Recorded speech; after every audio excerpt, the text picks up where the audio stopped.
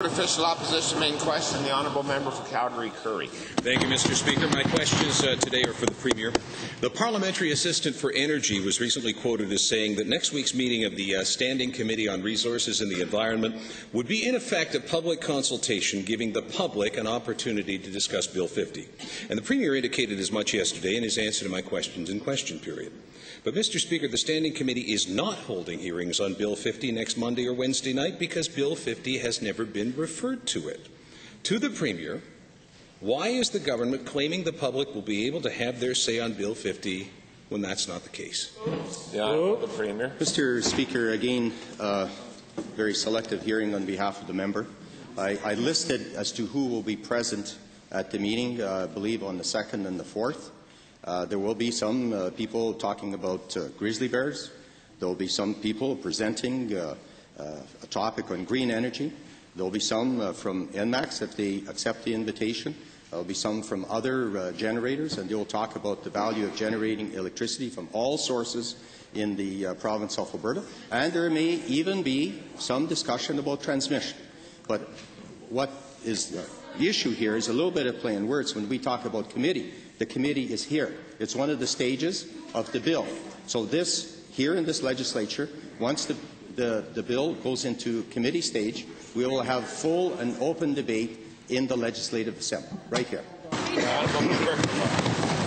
Thank you, Mr. Speaker. Bill 50 will result in billions of dollars worth of infrastructure getting slapped on Albertans, yet this government's response to the outcry over this is a discussion on grizzly bears along with some presentation from the generators, from some of the power generators. Mr. Speaker, I don't suppose grizzlies like big high-voltage power pylons in their backyards any more than anybody else does, but doesn't the Premier see that this closed, undemocratic forcing through of this bill is completely and utterly inappropriate?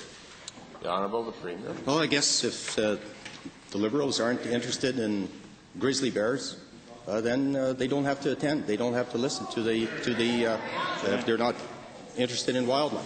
All I know, Mr. Speaker, is that that in the province of Alberta, we lose about $250 million worth of electricity that's generated because of congestion and old transmission lines. We also know that we're growing demand equivalent of the 2 cities of Red Deer every year. We also fully understand that we're going to grow the value added. We need more energy in different parts of the province, especially the industrial heartland and in Fort McMurray.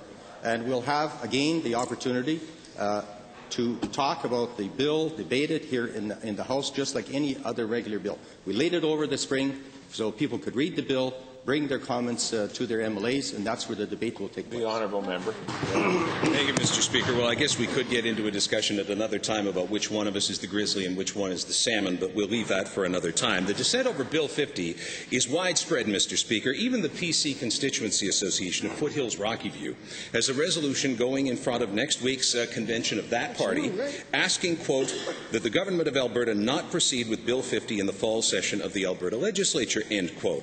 Why won't the Premier listen to all these concerns with this multi-billion-dollar boondoggle and pull this flawed bill from the government agenda?